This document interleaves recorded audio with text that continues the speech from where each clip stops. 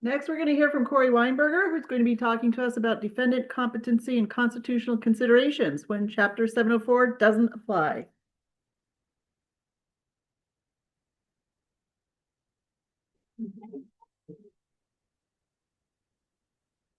Thank you.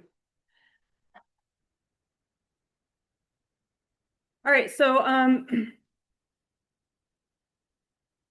I shoehorned this into this training because this is a particular interest of mine, but I do actually think it's important to cover. We did not cover it at the last training, so I'm excited to be presenting this for the first time. But basically, this is a short section. I've got about a half an hour. Hopefully, have time for some questions. So I'm going to be moving through a lot of material very quickly. This is not a comprehensive overview of this topic. The purpose of this is just to make you aware of these issues, to give you some perspective on how you might approach these issues if you encounter them, and give you some maybe tools for thinking them through. So I'm going to be going through briefly and reviewing some of the constitutional foundations for fitness that we covered this morning. I'm also going to be going over a general overview of some examples of where Chapter 704 doesn't apply, where you may see competency still be an issue. And then I've picked two of those examples that I'm going to cover a little bit more in depth. I have picked probation violations just because of how often they come up, and also because I think they're an area where the 704 procedures that we have actually are tailored pretty nicely to addressing probation violations. So we tend to use the procedures that we know, and I think that that's fine, but I'm going to get into a little bit of why that's fine and when it's not fine. And then I'm also going to be briefly covering juvenile matters. And that is an area where I think the 704 procedures don't apply very well. And there's those of you who have practiced in juvenile court and have come across these issues know that it's a kind of a complex area to navigate. I don't know, did Dr. Brenda Bauer-Smith leave already? Yeah. Okay. I talked to her briefly, so I'll share with you her thoughts too. And then I'm going to be briefly also touching on situations where competency is definitely not required, just to close things out, and hopefully we'll have time for some questions.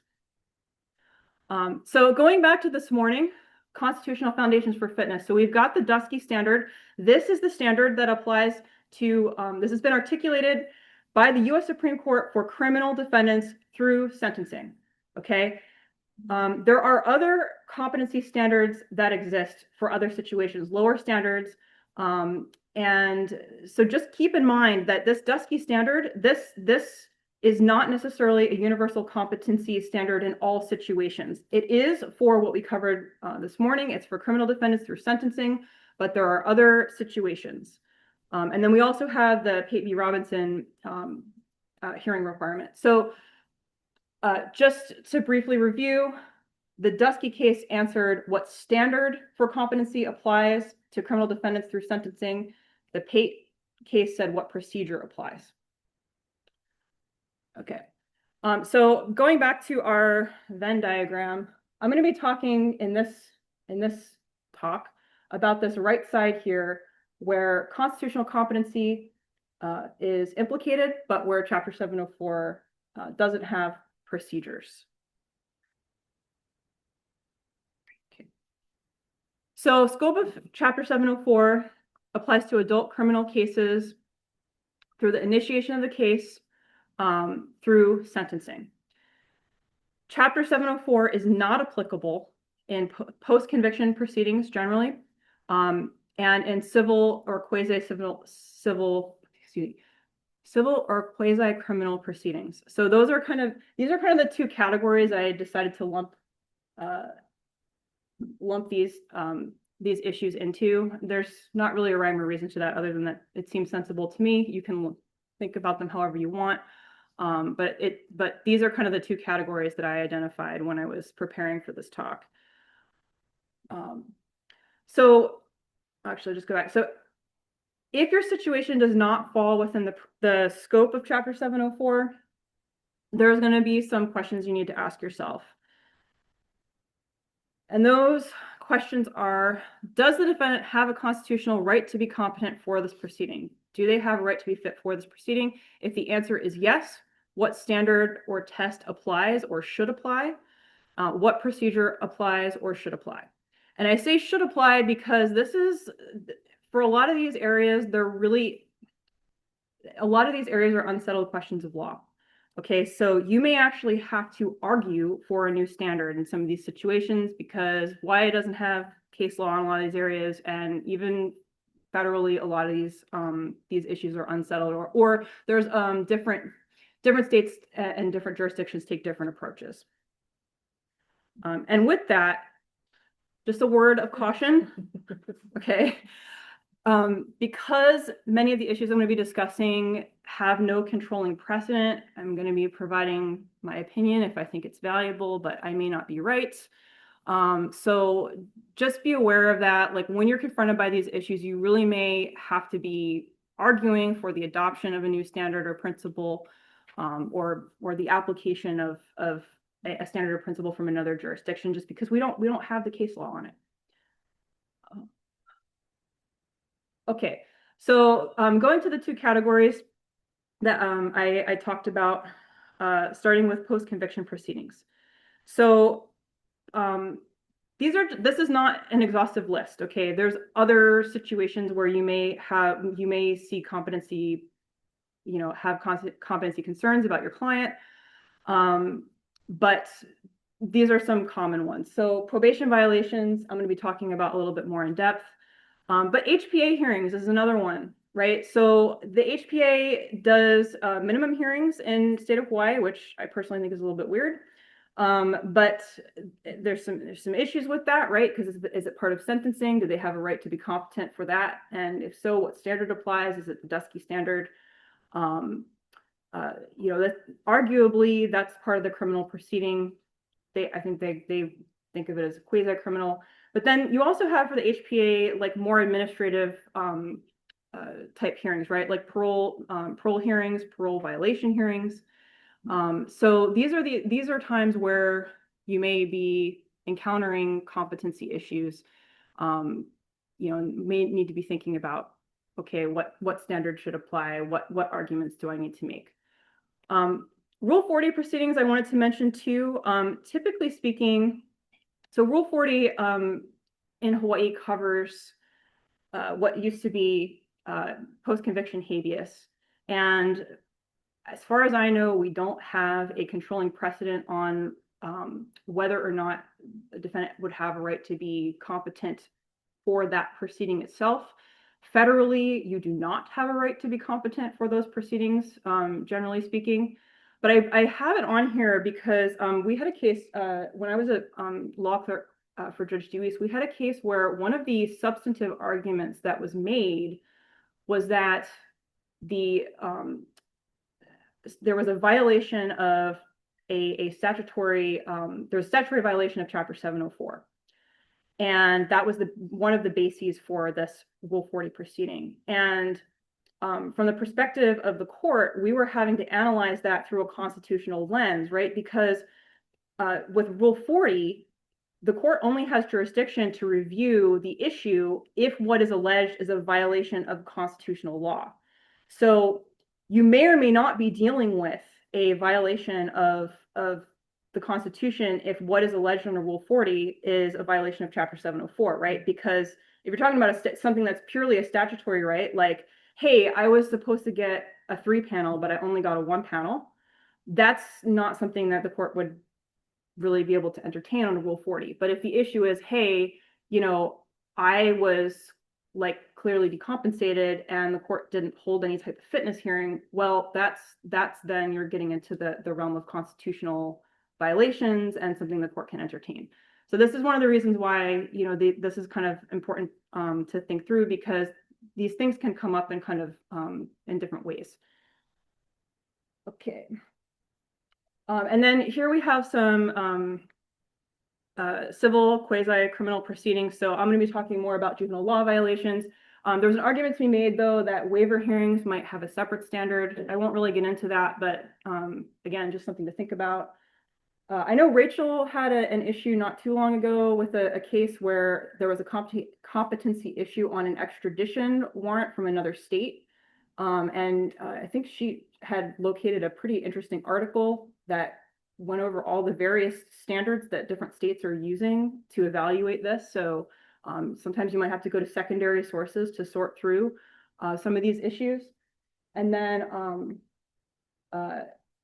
habeas petitions for non-Rule 40. Again, generally speaking, for like a post-conviction, you would not, but there's other types of habeas proceedings, right? So, I mean, there's just things to think about, not an exhaustive list. So I'm going to start by talking about probation revocations as my first example. So first you want to ask yourself again, when you're confronted with these types of questions, does the defendant have a right to be competent for this proceeding? Generally speaking, the answer is yes for probation violations for the courts that have considered it. The Hawaii Supreme Court has never determined this issue, but I think it's pretty safe to assume that indeed you would have a right to be competent in the state of Hawaii on a before proceeding on a probation violation. In terms of what standard applies, the Ninth Circuit has adopted this should also say Dusky v. Robinson standard. So the Ninth Circuit has specifically adopted the federal standard for competency for probation violations. There's some disagreement among the circuits. This hasn't been determined by the U.S. Supreme Court. But basically what this means is that there in the Ninth Circuit, the federal courts are applying the exact same standard at a probation violation as would be applied to defendants who are standing trial. So in terms of the actual procedure, what's interesting is that the federal courts several circuits have applied. This USC section. This is the equivalent of our chapter 704, 404/406. So fitness and finding of unfitness and commitment. This section covers that. So basically, even though 18 USC 4241 does not expressly cover probation violations, several federal courts have held that, okay, we're going to apply this procedure anyway. And so in Hawaii, even though we don't have case law exactly on point, most of you have probably used our current form orders, made 704 motions, fitness motions on probation violations. The court's probably ordered examinations. I actually think that's all fine. Even though Chapter 704 does not expressly cover probation violations, it's only through sentencing. Other courts have, the federal courts have essentially analogized these rights to the same rights you would have to stand trial. So there's, I think, no problem with that. But do think about it, because there are some potential pitfalls, right? So for chapter 704 express parameters, it wasn't designed to address probation violations, which means that you can wind up in situations where, for example, you might ask for like a PR exam so that you get some idea of whether or not the defendant's violation of their probation was inexcusable, right? That's the standard for a probation violation. Was the violation inexcusable? So you might want a PR exam so that the court can determine whether or not it was. That's fine. But when those reports come back, right, what the court is using those reports for is determining the motion, right? The motion to revoke. If the defendant's violation was not inexcusable, then the court can deny the motion, but the court should not be, entering a judgment of acquittal, right? That's judgment of acquittal is what happens after you've made your affirmative defense at trial, right? You've done a stipulated facts trial, and prove that that's something else. So just be mindful, right? Like the procedure is good. We've got orders. I don't think there's any problem with what most of us have been doing, but do be aware that because Chapter 704 was not designed to address these, that you can run into some problems if you're not thinking about what you're doing. Okay, and then moving on to my second example, juvenile law violators. So law violators, for those of you who don't know, it's basically treated similar to criminal defendants in family court in most situations. However, when the issue of competency arises in juvenile court, right, it raises different questions than maybe raised with an adult. This is an area that's developed pretty significantly over the last 20 to 30 years. And unfortunately, as far as I can tell, Hawaii is one of only 3 states that does not have controlling precedent or a statute on point. So it's Hawaii, Alaska, and Rhode Island, as far as I can tell, are the states that we still have no idea what to do in these situations. There was, I will say, in 2004, so over 20 years ago now, there was a bill that was introduced by the state legislature that would have established a framework for like a fitness type determination for juveniles. I don't know the history of why that didn't go forward. I don't know why it was never introduced, but it's unfortunate because we've got nothing still 20 years later. There's no case law or anything. One of the issues with juveniles is that because they're juveniles, right, they're in a special court, they may lack competency due to normal developmental immaturity rather than mental illness or intellectual disability. And so for that reason, a lot of states have come up with like alternative competency frameworks for juveniles that take into account the science of childhood development, adolescent development.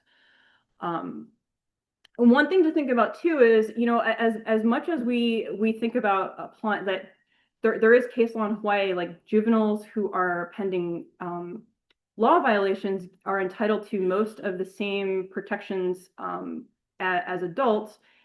It's not necessarily the case that they're entitled to all the protections as adults, and that's true under the federal case law as well. So, for example, the U.S. Supreme Court has determined that juveniles do not have a right to a jury trial. So you can't necessarily always analogize, okay, you have a right to this as an adult, therefore you have a right to this as a juvenile. So the question is, where our questions are, does the defendant have a right to be competent for this proceeding? While this is undetermined in the state of Hawaii, the answer is almost certainly yes. I can't imagine that the Hawaii Supreme Court would say that you would not. In fact, of the states that have considered this issue, which is all of them except for the 3 that I named, only one, the state of Oklahoma, has said that juveniles do not have a right to be competent in juvenile proceedings. So the competency standard varies a lot between different jurisdictions. So you've got some states following the Dusky standard, which is straight up just the same standard, competency standard that you would follow for an adult. You've got modified Dusky standards, which takes into account the it's a lower threshold, right? Because it's a juvenile, so it's like, okay, we're not gonna hold the juvenile to the same standard as an adult. And then you've got these juvenile specific competency standards, which are in the states that have adopted statutory frameworks. You've got these different standards that vary pretty considerably across jurisdictions. So this is where Chapter 704 really doesn't help us a whole lot, because unlike with a probation violation where you can just say, hey, fitness should apply. Well, we don't know what the Hawaii Supreme Court would say about what standards should apply to juveniles. So this is where you folks might have to make an argument as to what standard of competency should apply. I do want to make a comment that I have seen when I was a prosecutor, I saw, and I don't know if this is still being used, but I did see these one panel orders sometimes that would reference Chapter 704. These were a problem back then. I know that there was discussion about them for a couple years back. Hopefully they're not still being used, but if they are, just be aware that Chapter 704 does not apply to juveniles and should not be adopted in this context. And there's a lot of reasons for that. One of the problems that we used to have when people would try to move for fitness examinations with these orders is Dr. Shields or AMHD would get these orders, and it's like, hey, like we can't supervise juveniles, right? It's adult mental health services division. Or we can't commit this person to Hawaii State Hospital. Hawaii State Hospital doesn't accept juveniles. You have to be over the age of 18. So there's a whole bunch of reasons why you can't just shoehorn Chapter 704 onto juvenile cases the way you could in like a adult probation violation, right? So what do you do? Well, okay, what procedure should apply? What you'll have to argue your competency standard in terms of the procedure. The court always is going to have the inherent authority to order a competency evaluation if the court has determined that this person has a right to be competent, and that they have a right to a hearing under the PATE standard. The court has the inherent authority to order that, regardless of whether or not we have a statute on point. So I would argue that the judge always will have that inherent authority to appoint an examiner, to examine a juvenile defendant. And then specifically under Chapter 571, the family court has a lot of discretion, right? I mean, that's the whole point of having a separate family court, right, was to address these kinds of sensitive matters and to give very broad discretion to the judge. This is somewhat addressed in 571-44. This provision says the court may order that a child or minor for whom a petition has been filed be examined by a physician, surgeon, psychiatrist, or psychologist. The court may order treatment by a physician, surgeon, psychiatrist, or psychologist of a child or minor who has been adjudicated by the court. This is a little bit difficult because it's like for those of you who don't know, in juvenile court, an adjudication is essentially like that's the resolution of the case. So if the issue is fitness, how do you get through to adjudication if the person is not fit? I would argue, that the discretion of the family court, maybe the court can actually, order that, fitness restoration for that juvenile, even though there's not a specific statute on point. I have a few more minutes, so I'll talk a little bit about what my conversation with Dr. Brenda Bauer-Smith was this morning, because I asked her about this and what's been happening since Dr. Cunningham retired. Years ago, Dr. Cunningham was, I think, the only examiner of the forensic examiners who was doing examinations of fitness for juveniles. And he had actually established like a fitness restoration program specifically for juveniles that we were sending kids to. He's retired. Now it's Dr. Hager Rogers. And when I asked Dr. Brenda Bauer-Smith about what standard of fitness is Dr. Hager Rogers currently using to evaluate juveniles, more or less, Dr. Brenda Bauer-Smith was saying that they're just using the Dusky standard. So this is something that doesn't, at least I haven't seen it really come up in court, right? The examiners do this examination. They're using this, the Dusky standard, like that's the kind of the standard they know.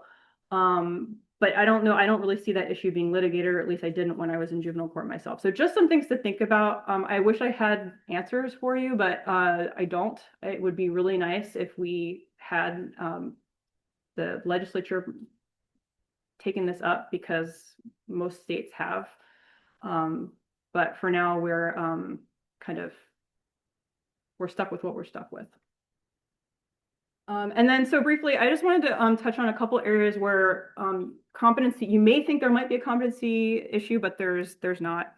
So obviously it makes sense that proceedings where competency is an issue, this is like a catch-22, right? Like you can't be, like if the issue is you're incompetent, we should not have to require you to be competent for like a fitness hearing or CR revocation, right? You would think that that's like self-evident, but there's actually case law on this, so it's been litigated. Federal habeas proceedings, I already mentioned, most likely also the equivalent of post-conviction habeas for Hawaii, even though there's no case law.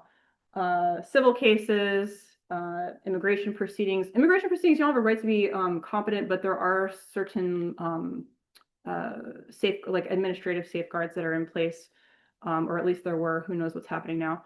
And then, you know, this is not an exhaustive list. So there's other situations where you may think there's a competency issue, but in fact there's not. So hopefully that was helpful. Hopefully I didn't confuse anybody too badly. Are there any questions? No. Okay. Great.